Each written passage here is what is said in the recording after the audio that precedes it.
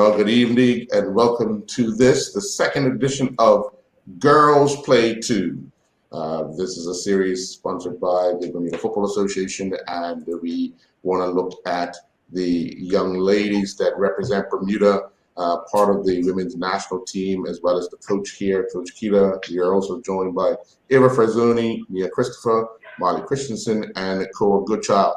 Well, first of all, Coach Kita, having the girls be as active as they have training-wise, I know that we haven't had many games, but just to see the activity of late over the last few years must be encouraging for you to have so many available to you whenever international duty is called. You got headaches and choices. Yeah, definitely. This group, this is, and I've said it many times. I said it on here. Like, the coaching staff are very happy with the selection. We're very happy with the options that we have. We've never really had players of this caliber to choose from. We've had some talented players. I'm not disputing that, but players that are very active at the moment. Playing, training, overseas, locally. So, the coaches are very happy with who we have and who we have to select from. It is a headache. It's becoming more of a headache. Initially, it wasn't much of a headache because girls weren't doing the things they had to do. But as we are progressing with our training and things that we're doing, it is definitely becoming more of a headache. We discuss it often, and we're at that stage of not agreeing on individuals in certain positions right now. So it's exciting. I don't mind that.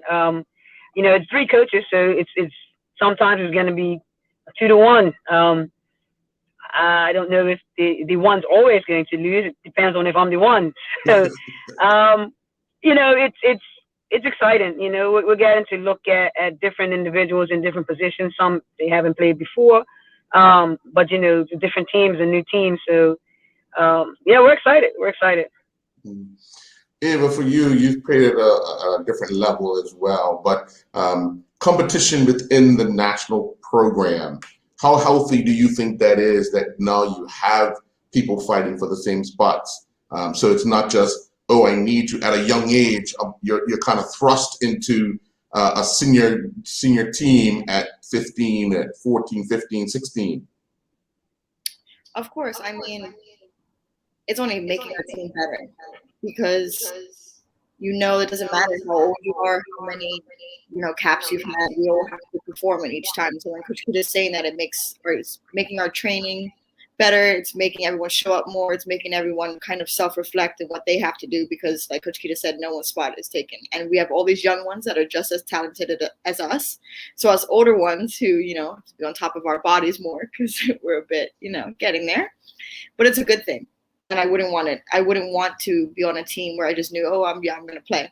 I want to fight, and I want my teammates also to do the same thing, because then collectively we're fighting in training, but also as it's creating a better bond as well.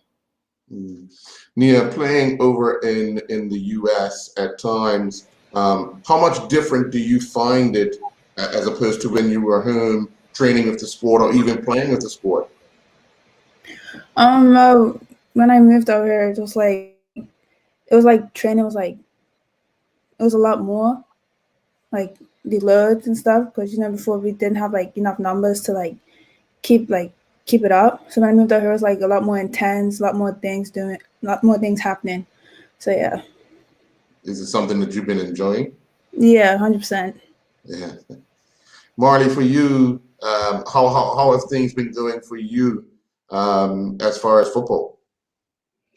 Good. I mean, it's a little different for me now. I left college, so I don't have that consistency aspect of just playing every day, but I do what I can. Like Ava said, there's competition now, and I tell Coach Kita all the time that if I'm not good enough, she shouldn't play me. And just because I've been on the team since I was 16 doesn't mean that 16, 17 doesn't mean that I have any right to play over anyone else that comes in.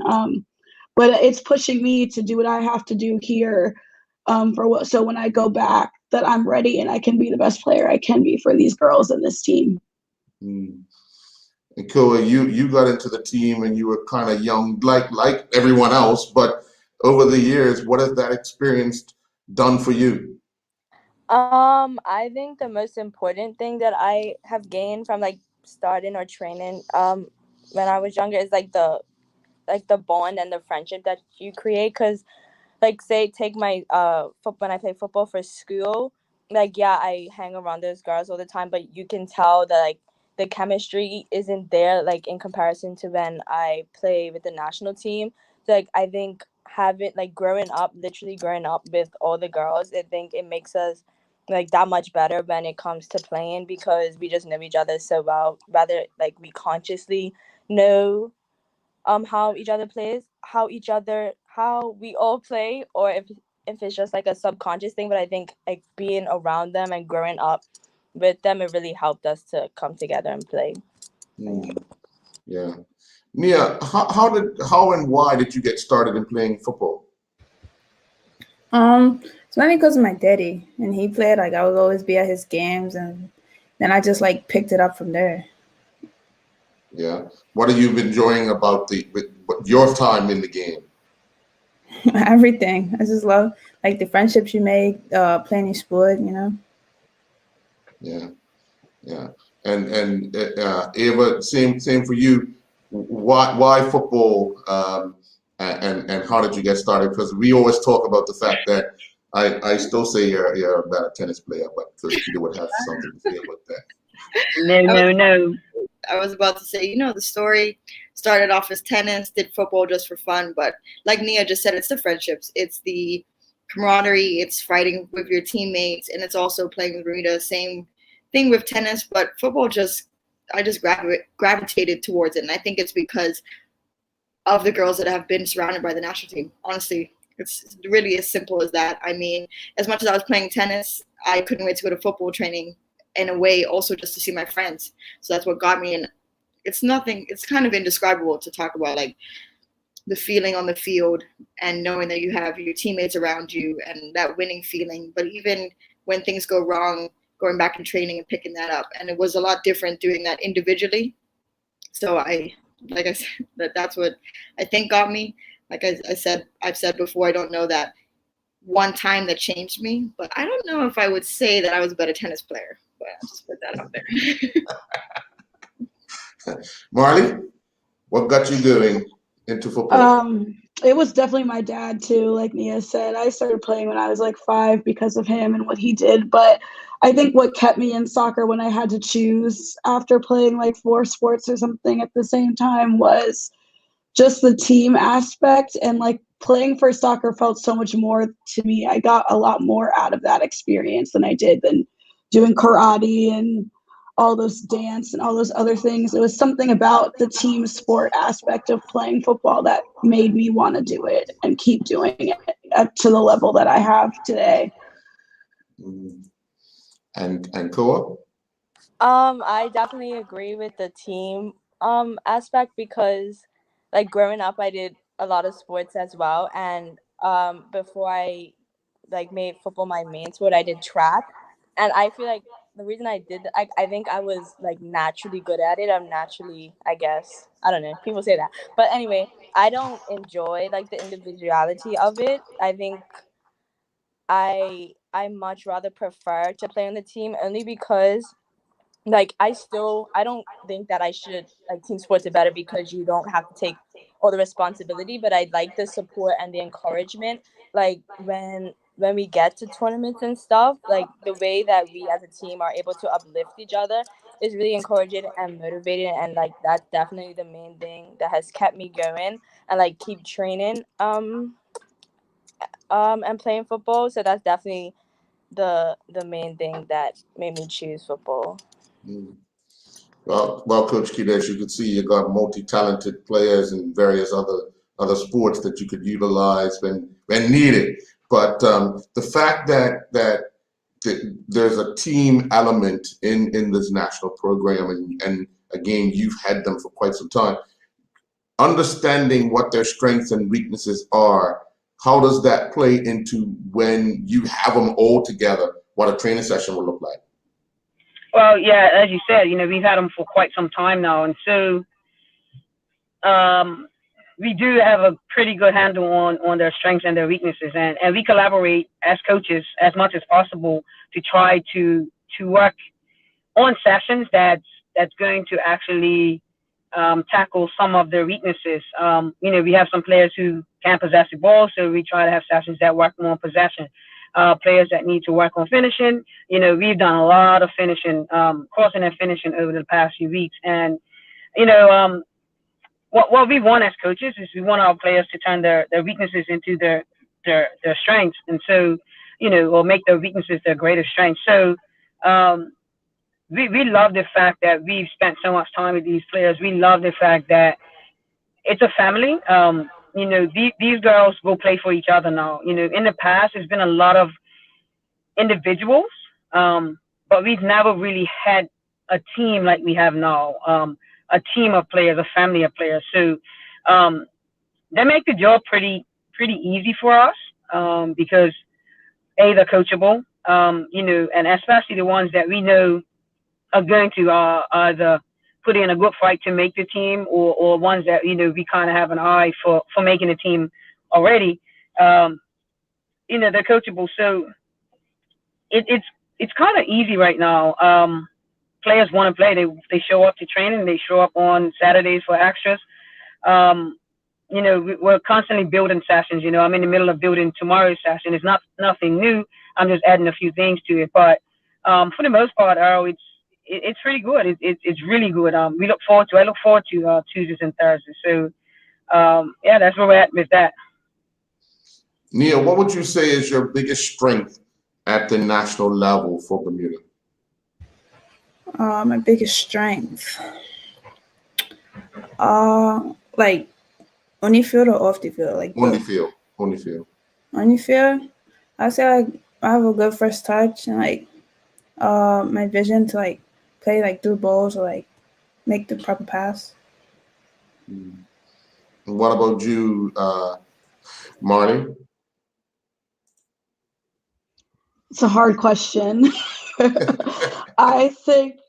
I think for me, I've always felt I had a good ability to read the game, especially as a center back. And I'm not a tall person, so that's something that I've used to help strengthen my game and keep me kind of in that position as center back. And then I'm also just not afraid to go into tackles that someone might normally not go into. I kind of play fearlessly, almost to my disadvantage at sometimes, but in the end, it tends to work out for me in good ways. So I think that's what I bring to the national team there. What about you, Koa? I don't really know. I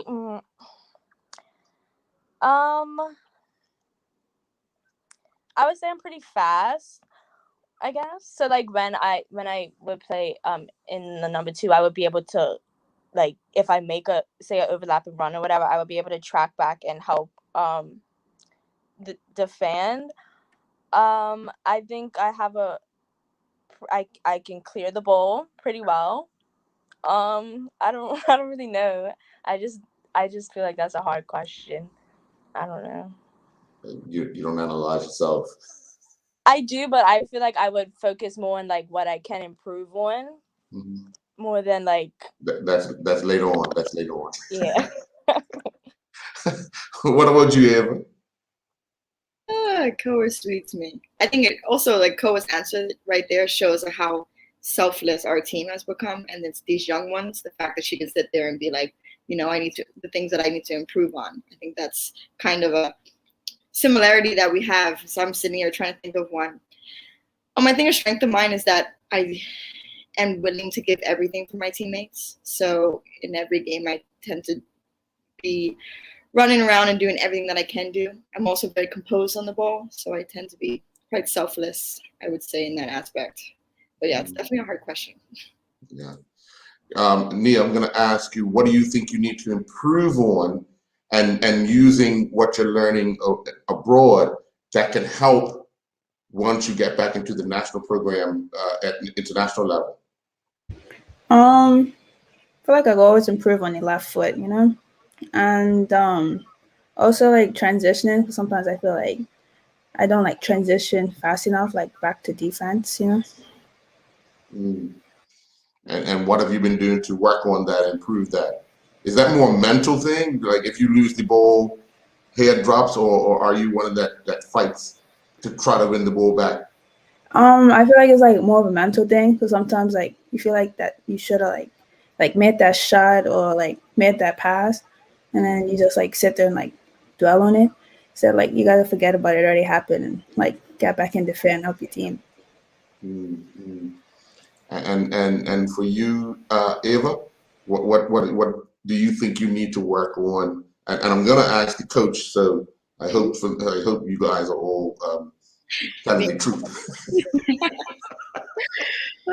I'm not just saying it as well as Nia, but definitely my left foot, which we are doing in training, which Coach Keto will probably say she's had quite a few giggles at. And definitely my confidence, which I'm trying to work on. So to believe in myself as much as I believe in my teammates. Okay. And Marley? I don't want to copy everyone, but definitely left foot is always on my list.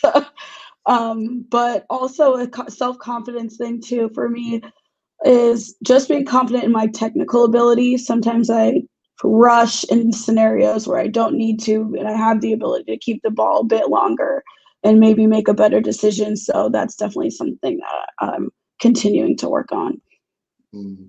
What about you, Koa? I think that I need to improve on the accuracy like in the balls that I send, because I feel like because I know that I would say that I can kick the ball pretty hard and far. I think sometimes I rush and I just kick the ball and panic instead of like I guess having the confidence to know that I can put the ball where I want it to go and where it needs to be at that time. I would also say that I should work on my headers. Yeah, that's definitely something I should work on. And I would say just playing faster. So like that, whether that's like fitness wise or even like just knowing, I guess, reading the game better and like having the idea of where I want to play before I get the ball, so that I don't put myself and the team in dangerous positions. Coach, you've heard them talk about left-footed and confidence. Confidence is one of those things that kind of you work on off the field. So how is that working out for the coaching staff and obviously with Martin, the mental or the strength coaching department to get the girls to get that confidence?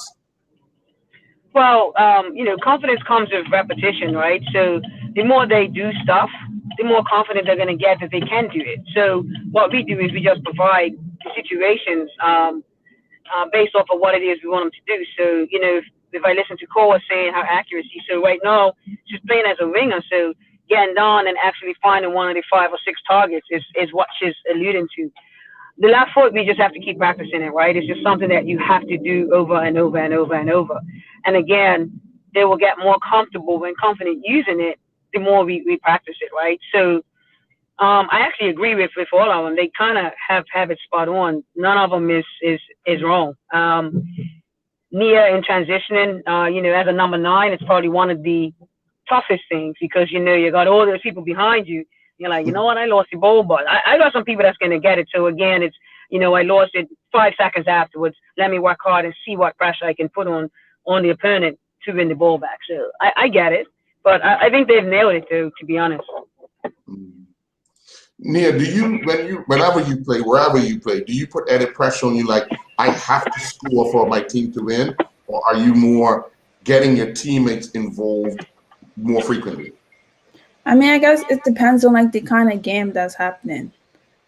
It's like, yeah, I want to score, but sometimes I'm not in like the best position to be able to score. Maybe I have to like assist like one of my teammates, and then that's how we'll get the win. Mm-hmm. Now, I know, Ava, you play many positions, but the closer you play to goal, do you feel as if you have to be that person, let me get a shot off, let me get a shot on target to give my team that confidence, that extra boost? No, probably my struggle is that sometimes I am in that position and then I'll pass it. in my experience, I feel like I've never been in the field where I'm like, oh, I have to score, but more like I have to make sure that I'm defending my most or running the hardest to then make sure that my teammate is in the position to make their chance at goal the easiest, if that makes sense. Yeah. Koa, the coach just said that you're now playing in a more attacking position, but I've seen you play in the defense. But now as an attacker, how does your mind have to shift from being that defensive-minded person to now that attacking-minded person? I definitely do think like it's a major shift. I feel like as an attacker or someone who like is more involved in the attack, you have to be more creative, and I think that's definitely something that I need to work on. Because as a defender, like as a defender, you don't just kick the ball away or just like you can't just relax back there. But I feel like when you're playing in the 7 or the 11, like you have to be creative. Like you have to find ways to get around the defender and give a ball that gets to like a player, puts them in a goal scoring opportunity. And I feel like because I just started, it's definitely something that I need to work on. And I guess that also comes with confidence because I'm not the type of person to like, if I have the ball and someone's coming at me, like even if I am faster than them or can't get around them, like my first thought is to pass or like let somebody or like get out of this situation. So I definitely think that I need to work on and build up the confidence in myself that I can get around them and then give the necessary ball to my teammates. Mm. And Marley, obviously, whenever there's set pieces or anything that in and around the box, do you feel as if, okay, I want the ball to come to me, I want that responsibility on my shoulders to kind of get my team going? I think at times I do. Sometimes I do feel like I need to almost kind of set the tone for what's going to happen in the back. So it is nice sometimes to make or have that first big tackle. But if it's not me and it's someone else and that's what's going to get the back line fired up, the deep goalie fired up, that's fine with me. I mean, I want us to have the best possible outcome, and it's someone else saving the ball off the line. I'm not going to be mad at them because it wasn't me. Like, they helped us not get scored on. So that's kind of how I view it. I think all of us are very selfless people when it comes to that. When Ava was talking, she was saying how she's often in a position where she should be the one that's taking that shot and she's passing it, and that's definitely her. And I want her to really make an effort to stop doing that also, because she should be selfish enough to take that shot as well. She's smiling. Ava, what gets you fired up before a game that you have to do? I feel like I have to do this to get myself fully in tune with what's going to happen on this field today. Well, everyone in my team knows I'm just a bit superstitious. So I have game socks that I only put on at a certain time before the game. I mean, mine is kind of doing a reflection, kind of like a visualization of what my task is. What are the things so if I'm playing on the wing, mine is visualizing doing crosses, like Kobe was saying, to significant people. If it's in the middle, it's getting back and forward. It's making accuracy on passes. It's visualizing what I know as being my task, depending on the team that we're playing, on what the coaches have told me to do. And it's also thinking about who I'm playing for. I know that's kind of something maybe a bit corny, but I think about my teammates, especially putting on a Bermuda jersey, my family back home, and just kind of like amping myself up closer and closer to walking out. But yeah. What about you, Nia? What do you do when you're preparing for a game that you have to do this to get yourself fully in tune with what's about to happen? Well, I'm not really like a superstitious person, so I don't like have something that like I need to do. But for a game, I'll probably just like listen to music and like get my head straight, make sure like I like know what I need to do, like visualize like on the field and like Okay. What about you, Molly? I'm a very superstitious person, so I'm the type of person I'll like only put my right shin guard on first, my left shin guard on second. Like if we won the game before, and that's how we did it. My last season of college soccer, I wore my hair the exact same way every single game because we always won. So those kind of little things, I mean, that like gets me right. Knowing that I did that for myself, like gets me kind of pumped up. And then obviously like just like listening to a good playlist of music, like I try to get myself excited to play. I mean, I'm always excited to play, but just kind of get yourself in like that type of mindset. But visualizing and kind of going through a checklist of like, this is what I want to accomplish for myself today to make sure that my team is going to play the best game that they can play. Mm.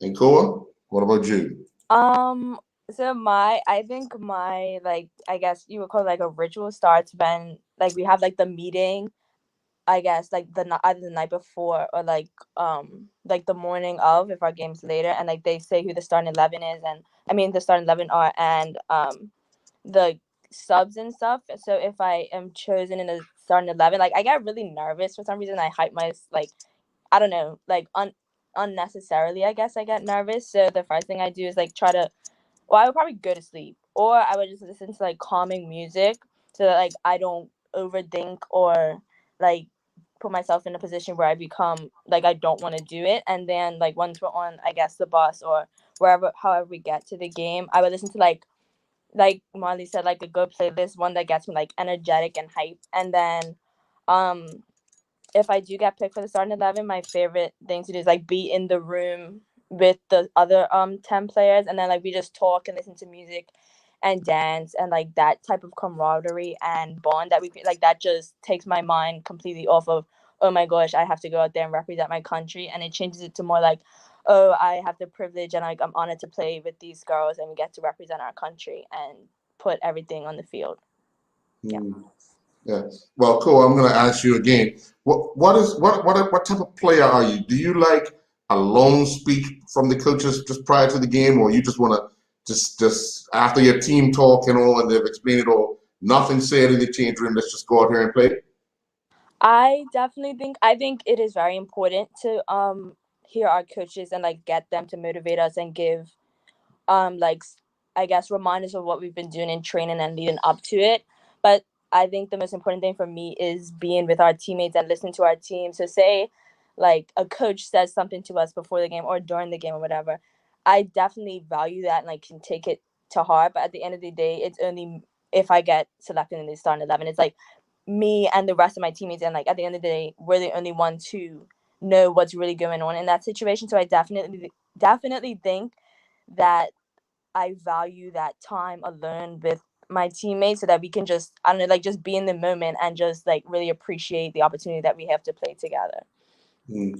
What about you, Marley? Are you one of those ones that like a long speech from the coach prior to the start of the game, or just you've already explained it all, let us go out there and do what we have to do? I don't think it necessarily has to be long, but I feel like I do like a good like pep talk kind of from the coaches, like this is what we've worked for, this is what you know you can do. But I also, like Ho was saying, I really appreciate that time when they're not there and it's just that other you and those other 10 girls in that room. And I feel like a lot of times I hear more inspirational stuff from that group going out, because you look around at those girls and the girls that you know are sitting on the bench and you're like, this is who I'm playing for. I'm doing this for you guys. I'm doing this for my country. And that moment right before we walk out and go into the tunnel is always like the most hype time for me. Mm. What about you, Nia? Um, I don't mind the long speeches. Like me, I just want to get out there and play. But I understand them. Like sometimes they like help like calm your nerves, especially like the speeches from like the coaches. Like they understand that like they have faith in you and they believe that like the whole team will be able to like pull off this win or something like that. Mm. And Eva? For sure, I like long speeches. I like really deep, heartfelt, like trying to amp me up. And now I'm more of a leadership role. I like to also, when it's just our teammates, alongside like Marley and the other leaders in our group, be one of those people to help amp my team up and really, say everything that we're fighting for, be one of those more vocal ones. So definitely both sides. But I like when the coaches, I mean, anyone knows I like all that, deep things and hype our team up. So for sure. Hmm. And Coach Keela, you've been around these girls for so long. I'm pretty sure you can tell when they're nervous about a situation or uncomfortable with a situation, just prior to a game, days prior to a game. If you really, really need the person to start or play a role of any sort, what's some of the things you tell them on the side that kind of calms them down and makes them believe in what you're telling them they can actually achieve? Well, with all coaches, we try to instill in those girls that, listen, you're here because you deserve to be here.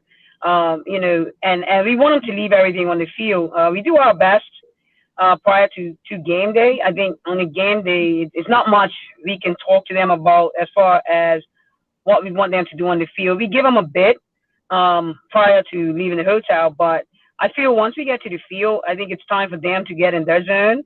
And they're the ones that's going to be on the field, right? So if we have a player that we think, we've had a situation where we've had a player that didn't start, and we start and brought off the bench, and then she was amazing. And then we started her the next match, and she was horrible. And it was like, oh, wow. As a coach, you do have to worry about everyone and figuring out how to get the best out of them. When I look at this group, I have some situational players, and some of them are not going to understand what that means. So it's going to be up to us to help them understand that you're situational. You may not start, or you may start and you may not play the entire match. We know that we have our hands full with that regard because players want to play. So you're questioning how do we get a player up? We just have to let them know that we believe in them.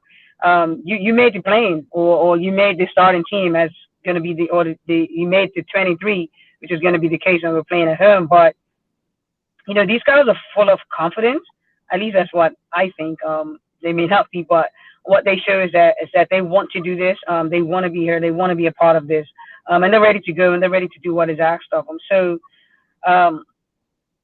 they make it kind of easy for us.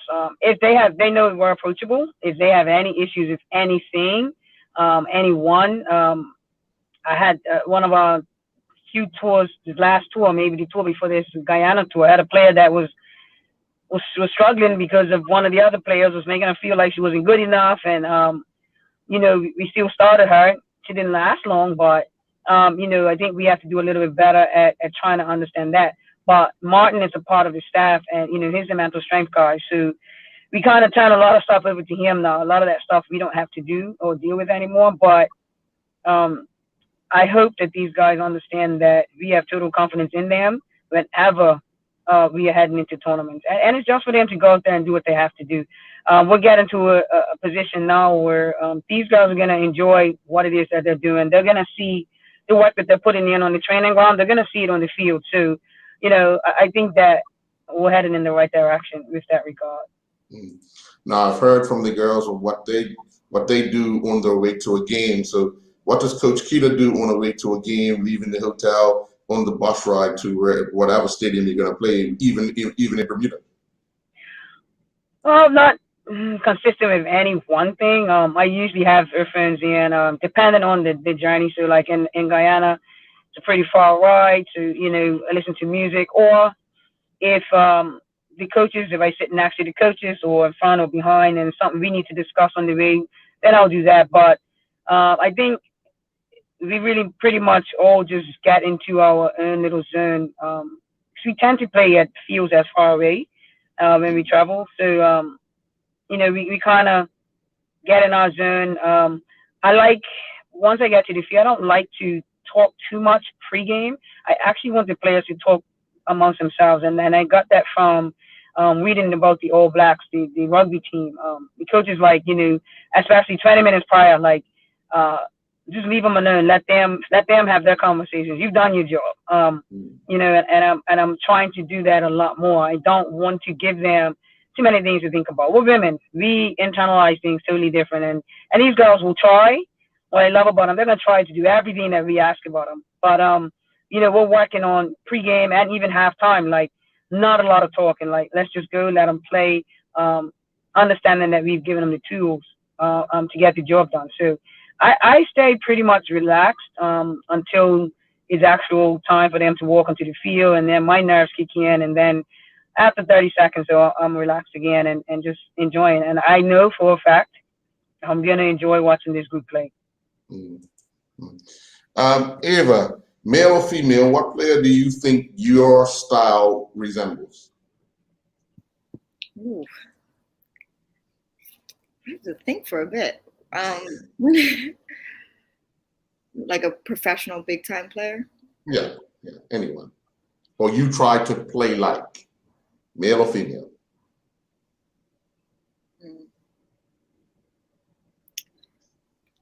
A big inspiration of mine is Pirlo.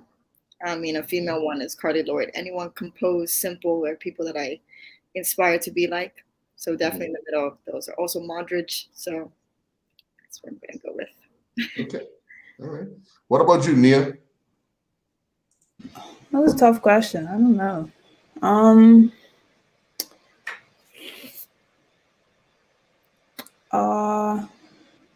I don't really like try to play like anybody. I just like try to play by myself. But I would say inspiration, maybe like someone like DeBala, maybe. Okay, all right. Marty?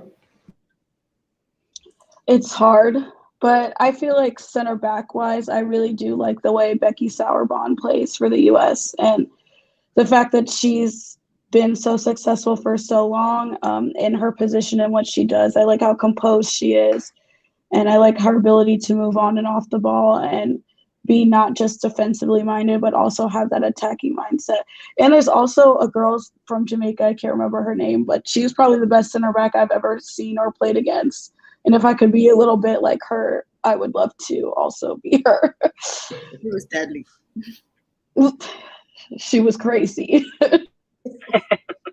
What about you, Koa? I've never even thought of that question ever, so I can't really give you a specific person.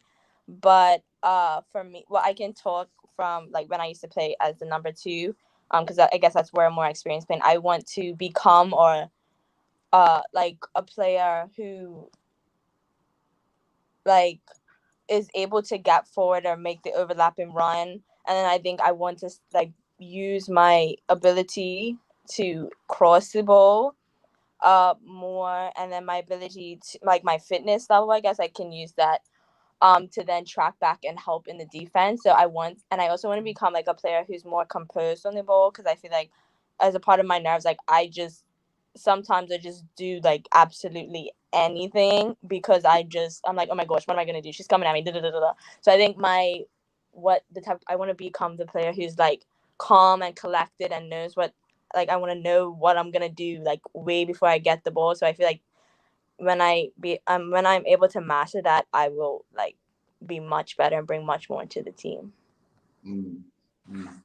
With Coach Keita, with so many different variables in a team like Bermuda and the challenges that you have, obviously not having everybody available to train all the time, but your numbers have increased considerably. How much time do you think you need when prior to a tournament, having the whole group together in order to make sure that everybody understands whatever rule, whatever position you're going to have them in for that particular tournament, they understand what is needed? A bare minimum 2 1-week camps, and that's a full 7 days. So at minimum, 2 1-week camps, I think would be sufficient to actually get the players to understand the way we want to play, we're looking to play, and to have a good look at them. So some of that's being worked on as we speak. So that's our hope. It's something that we really have never done. Maybe gotten together 3 or 4 days before travel. Sometimes we've picked people up on the way. So our first training session, wherever we're going, is the first time we get to see players. So hopefully we can get players, either they come here, or we find somewhere that's open and that's got COVID under control or what have you, so that we can get a good look at our players. So minimum, I will need 2 weeks, 2 1-week camps. I know I won't be able to get players for 2 straight weeks. Not even sure we even want to do that, but if we could get 2 1-week camps minimum, I would love 3, but I will take what I can get. But two is going to be my demand or my requirement to see the players. Right. Ava, you've been around this team for quite some time. The fact that you've seen the highs, you've seen the lows. At any time, the low would always hang around in your memory. The highs will actually be an exciting time, but when we haven't performed as well as we wished we would have performed, what's some of the encouraging things that you've heard from other players that kind of makes you feel that much stronger that this team can bond together? Yeah, I've definitely been around for quite a while. Been with, but a lot of inspiring older ones, like someone that I also look up to, like as a player. When you asked earlier, it's like Dominique. When I was younger. Now the team being in an older role, I think being a part of the team when we weren't as cohesive and being younger, being very observant has kind of made me reflect a lot more on being in the older ones and kind of maybe on how we move, how we respond or react can be reflected onto the younger ones. But also at the same time, I don't actually feel that much like older. Right. I try not to, as the younger ones, but at a time that try and make it one team. And I mean, that is hard because we do have older ones and there are younger ones. That's you can't get around that. But we're trying to do things differently than we have seen done before because we're trying to get different results. So if we wanted the same results, we would move the same way. So we're trying to do things differently. And I mean, things that I'm hearing from other teammates is also the fact that the younger ones can talk to us. That's a big thing for me. A lot of them I didn't know for a while until we had U20s here, which was a big, I think, jump for me to get to know the COAs and ones that I haven't known when I was in school. So I think that, but also we have a good group. And I know that it's very easy to say, like, when you're in the present that, oh no, right now is better than it was the past, but it genuinely is. And I genuinely am excited for what we are going to do in the future because I'm very confident that we are going to get different results and better results because we are doing things differently. And Coach Kita's doing things differently, and it's a domino effect. And I'm excited at every training. So we're learning as older ones, but at the same time, we're learning in the best way because the younger ones have even more of them with the right mentality, not when I was younger and it was just a couple of us. So they actually outnumber us and they challenge us at the same way that we're trying to motivate and trying to, inspire and help them with even like with college and the next step. So we're trying to be as easy as it says as a family because we're fighting for Bermuda. Yeah. Nia, when your team suffers a defeat, are you one that I don't like to talk about it, or do you want to get it out of the way right away in the changing room? Just so it's over and done with. You talked about it and you move on. Well, yeah, I don't, especially if it's like a kind of like a bad one. I was like, I don't want to talk about it. I just want to move on from it. I mean, like it already happened. I'm gonna have to deal with it, but I don't really like to hold on to those ones. Mm-hmm. How does it affect you personally? A tough loss. It just makes me want to go harder the next game. Yeah. Okay. What about you, Molly, as a defender? Obviously, there's going to be times where you're going to feel as if I could have done something a little different to prevent a goal. So how do you adjust to that loss? How do you take it, or are you one of those that like to talk about it right away? I take things very personally. So especially after a big loss, you can ask Coach Kita, but I'm not one to want to talk a lot with people right after. It kind of takes me a couple hours to decompress and get my anger at myself out, because it's not necessarily that I'm angry at other people or I'm angry that we lost, but I'll be disappointed in myself and maybe my performance. That takes a lot, but I think I've been on this team for a while and we've had a lot of hard losses. And I think the thing I'm most excited about playing with these new girls, I feel like I have a lot to learn from the younger girls in terms of how they've dealt with defeats and how they've dealt with the success that they've had. And watching them has inspired me to be better in the way I lead those games. Because sometimes I do feel like I shut down and there's an opportunity for me to talk and step up in more of that leadership role after a defeat like that. I'm looking to learn a lot from them. I can't wait to actually get into Bermuda and get to train with them. And I think we're going to, like Ava said earlier, I'm excited for November. I think there's a lot of success to be had with this group. So. Good stuff. What about you, Koa? Just any defeat, how does that affect you emotionally? I personally think that, like, especially that, like, the under-17 group that we had a couple years ago when we managed the World Cup qualifiers, I think that because we were ended up playing at such a high level, we had many experiences with like hard losses. And me personally, I also take things personally. I feel like I internalize a lot of things, and more often than not, like, I would be very upset. Like, say the bus right here, like, I would be like on the verge of, I'd probably do cry. Like, if I know that there were multiple things that I did that I shouldn't have done or that I could improve on. So like in times like that, I don't want to talk to him because I don't want my like negative view on the game to be put onto other people and then just brings the mood down. So I tend to like be more by myself.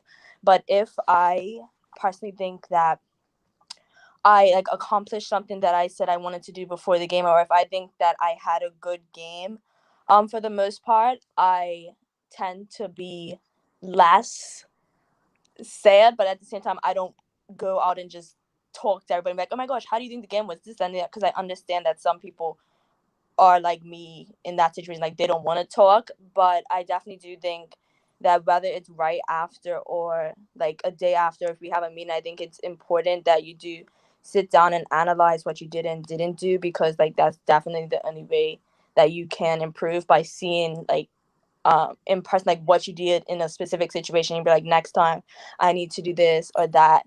So I definitely think analyzing the game is really important, but I don't think it always has to come directly after the game is over. Yeah. Coach Kita, you've had teams where you've had to make shift with young players, mixing with older players and so forth, and the results didn't always go the best way. How do you manage emotions of the players following a difficult defeat? Well, these girls have been a part of the process, so they understand that has been part of the process. We enter younger players in age groups. Initially they get hammered, and then the next thing you know, when they're at the top of the age group, they're doing well. So the under 15s the same way. Initially, these girls were 12 and 13, and when we went to Florida, they got hammered. But then when they played in the under 15 tournament at IMG, they won the Division II championship. And so it happened at under 17s as well. They took some slams, and then when you look now, they qualify for the championships.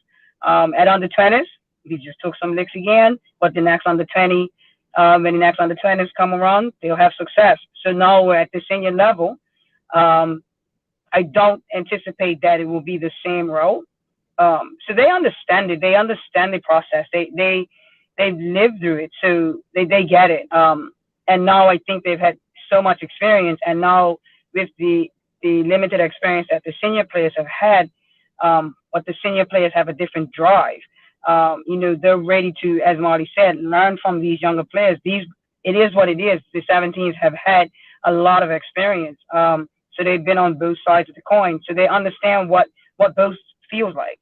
So for us as coaches, it's easier for us to deal with it and to manage it, because they now know what it feels like to be on that side. So they're going to be the engine that pushes the team. And we have never hid that. We've never not said that to our older players, that listen, these under 17s, this group that's coming before they even got to this level, there's a group coming behind you that it's going to all make sense once they become a part of this team. So this has just been a part of the process, Earl, and our players understand it, they get it, and they're ready for this next challenge.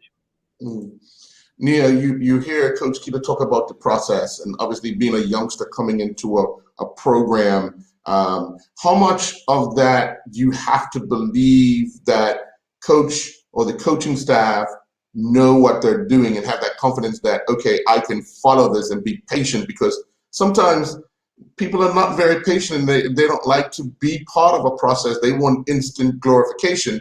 So how do you deal with that?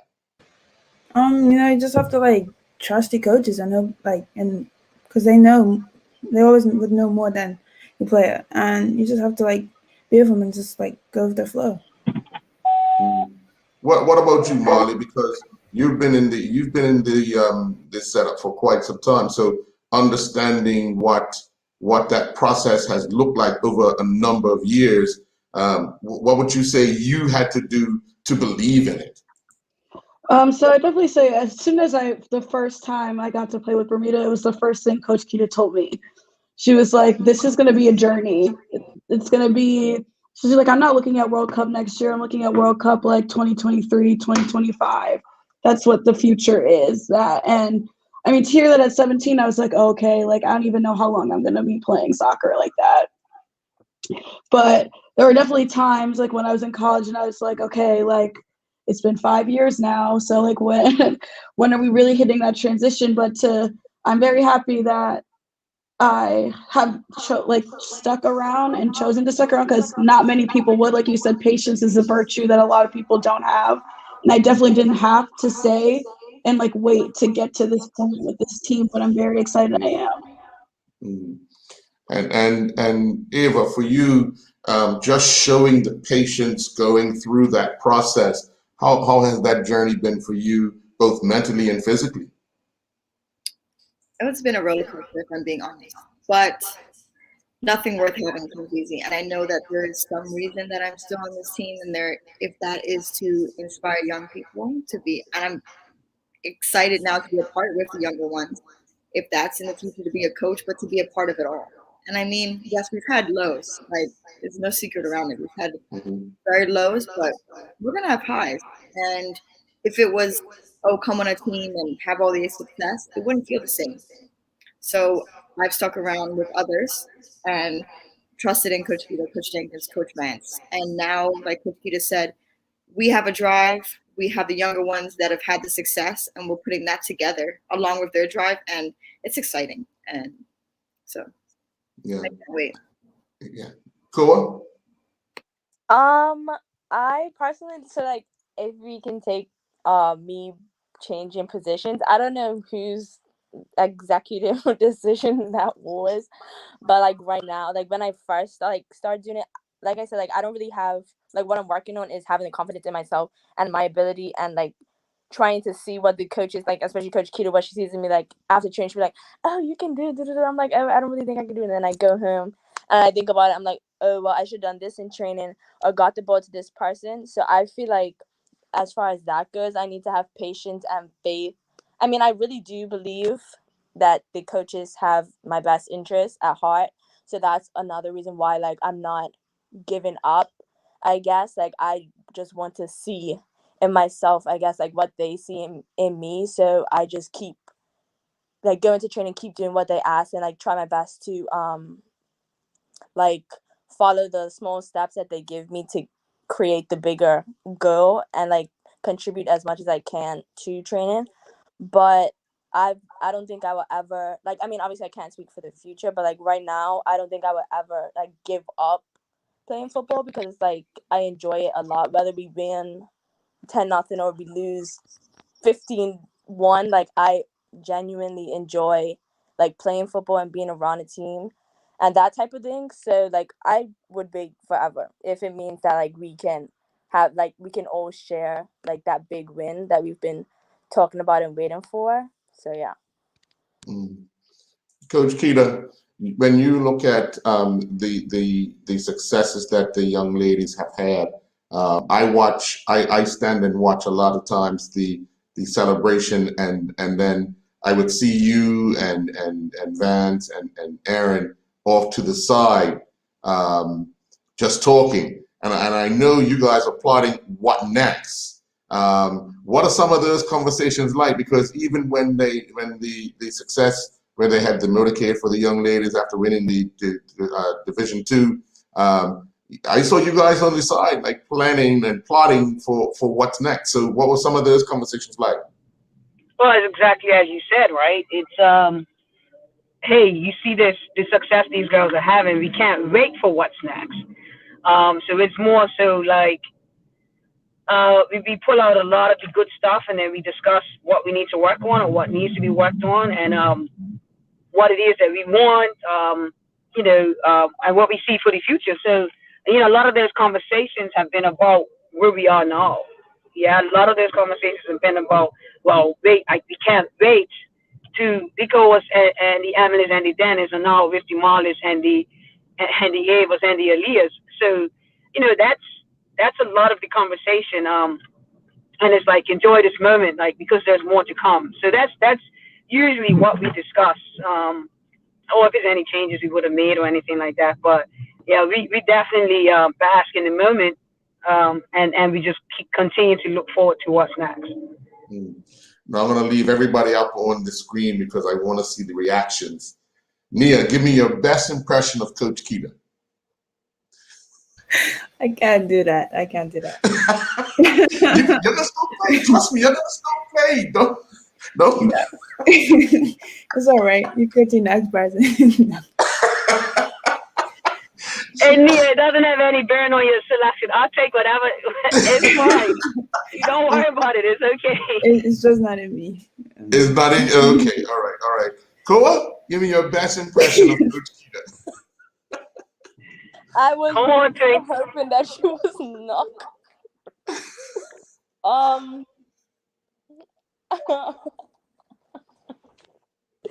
I just feel like that was a really big question considering we have to go training tomorrow with Coach Keita. Listen. It's not going to have any bearing on training. You're good. You're good. I don't know. You've been around Coach Keita for a very long time. So. Okay. Of Coach Keita. Let me think. I don't. You have one? I don't really have a verbal one. I don't know if I could really. But like things Coach Keita does, you gotta have a shower cap. You gotta have no shoes on and sprint up and down the field at the same time that the game's going. That'd be Coach Keita. I had a whole different experience with Coach Keita when we were in the water last Saturday. So it's just she says, actually she was in the water with no shower cap. So we're all evolving. But that is definitely something is shower cap, no shoes. Like no shoes. But as soon as a little drizzle, right in the dugout, shower cap on, right back to the sideline and scream. So nickname shower cap. Well, for sure. It comes right out the pocket. Like I don't know. What about you, Marley? You have an impression of Coach Keita? I don't have an impression, but the only thing, like I said, is she'll always kick you out of her room. And that's the thing. She's always yelling at someone to get out of her hotel room. Always. She's like, I don't understand why you all are in here. You all have your own rooms. I thought that was going to be Nia. I was sure that's what Nia was going to say. And the snacks are always in her room too, always. And so whose fault is that really? Like, whose fault is it really? All the food is in her room. But she's always telling people to get out of her hotel room, always. So that's the one thing I know for sure, always. I could always be count on going to that room. Why are you all in here? Well, ladies, I do want to thank you very much for your time. This has been an enjoyable one, and we look forward to your progress and your processes. Looking forward to the new challenges that you guys will face down the road representing this country. I know you guys will do a wonderful job along with your teammates. Even the ones that don't make it, they're going to actually push you guys to be better and stronger, but still with you throughout the battles in years to come. And hopefully, even when you do decide to stop playing, you hang around to give that encouragement to those ones that are coming behind and give Coach Keita and Coach Vance and Denkins more gray hairs that they ever needed in their life. So I want to thank you all for your time and enjoy the rest of your night, okay? Thank you so much. Thank you. Thank you. Thanks, guys.